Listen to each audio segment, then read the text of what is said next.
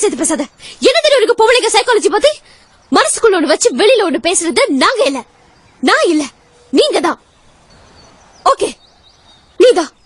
அது விடு.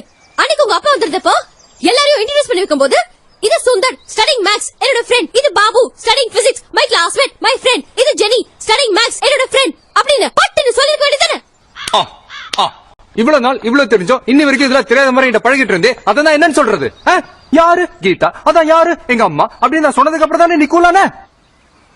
தெரிஞ்ச விட்ட தம்படிச்சு கெட்டுப்பட கூடாது இருக்காங்க. ஹேஷ்டேக் பிரசன்ட் பண்ணது வேணா ஃப்ரெண்ட்ஷிப்னு வச்சுக்கலாம். ஆனா அந்த கீதா யாருன்னு தெரிஞ்சுக்க துடிச்சா அத அந்த பர்சனல்னஸ் என்னன்னு சொல்றது?